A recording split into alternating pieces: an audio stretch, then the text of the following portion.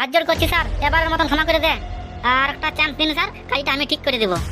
আর তোকে কত ক্ষমা করবো রে শালা শুয়ের বাচ্চা। একটা বোম ঠিক করে ফাটাতে পারলিস নাই। শালা বোমের পেছনে আমার লাখ লাখ টাকা চলে গেল। আজ 2 বছর ধরে স্কুল মাঠে একটা বোম ফাটাতে পারলিস নাই। স্যার আমার কি দোষ? আমি তো ঠিকঠাক বোম রাখি।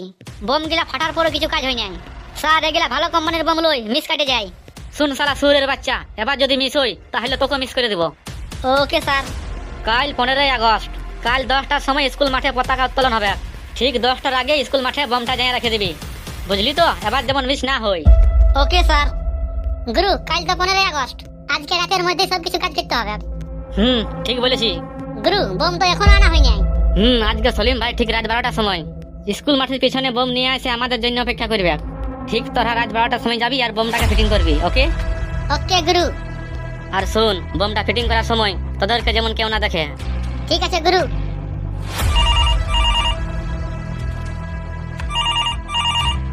হ্যাঁ সলিম ভাই, সালাম। সলিম ভাই সালাম।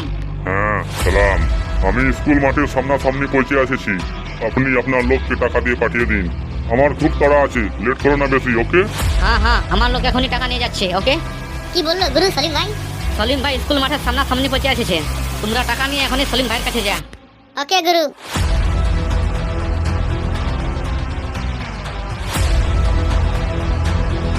এখন তো ওদের আসার টাইম, এখনো আইলো নাই। আর কত লেট করবে? রাত 12টার সময় তো টাইম দিয়েছিলি। ওস্তাদ আমরা টাকা নিয়ে এসে গেছি। ঠিক আছে। ওস্তাদ আপনি তো একদম ঠিক টাইমে এসে গেছো। ওস্তাদ এবার তো বোম মিস কাটবে নাই। আমার নাম সলিম, আমি যা তা বোম রাখি নাই। দেশ বিদেশ পর্যন্ত আমার নাম আছে সলিম ভাই। আমাকে সবাই নামে নাই, কাজে চিনে সলিম ভাই। আমার নাম সলিম, আগে কাজ দেখাই তারপর পয়সা লি। হ্যাঁ তো ঠিক আছে, কাজ শুরু করা যাক। হ্যাঁ এত রাইতে এলে আবার কে? এত রাইতে 3জন লোক কি করছে? আর হাতে সুটকেস নিয়ে আছে। ব্যাপারটা হচ্ছে ওর ভিতরে কিছু গড়বড় আছে। না সামনের দিকে যাই, ওরা 3জন লোক কি করছে সেটা আমাকে দেখতে হবে। হ্যাঁ চলো।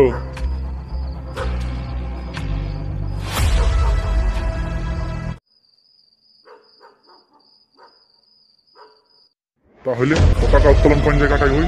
ওই মাঠটার কাছে ওই ওস্তাদ। তাহলে ওই জায়গাটা যাই সুটকেসটা রেখে দিবি, আর তোমরা ওই স্কুলের পেছন দিকে থাকবে।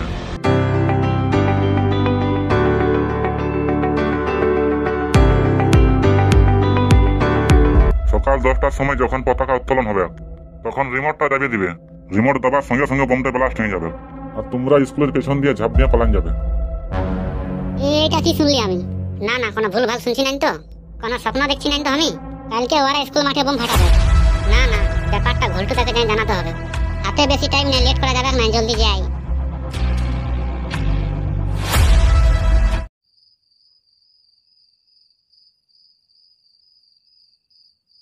কি হলো রে ঢোলুয়া, এত হস্তবস্ত হয়ে আসছিস? বাচ্চা ভূতে তুতে রোগ দিল নাকি? এইসব কিছু নেই ভাই, একটা বহুত বড় ডেঞ্জার জিনিস দেখলি। তুই আবার কি ডেঞ্জার জিনিস দেখলি? না আজও কি কোনো কেস ধরেছিস? না কোনো জোর হিলতে দেখেছিস? কিন্তু এটা সেই কেস লয় রে ভাই, এটা আলাদা কেস। আলাদা কেস মানে? শুন আমি সব বলছি। হ্যাঁ বল। আজ রাইতে আমি 3জনকে দেখলি।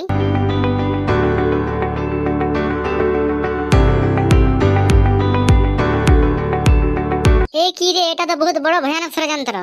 কালকে যদি স্কুল মাঠে বোম ফাটায় তাহলে তো অনেক নিষ্পাপ ছাত্র ছাত্রীর ক্ষতি হয়ে যাবে। অনেক মা তাদের সন্তানকে হারাবে। কাল 10টার সময় বোমটা ফাটাবে। তাহলে কি করা যাবে? একটা মাথায় আইডিয়া এসেছে। শুন, আমার মাথায় একটা আইডিয়া এসেছে। চ পুলিশ স্টেশন যাব, আর রাতের মধ্যে ওরাকে ধরবো। ওকে? কি করে? আগে আমার সঙ্গে সঙ্গে চ, তারপর বলছি।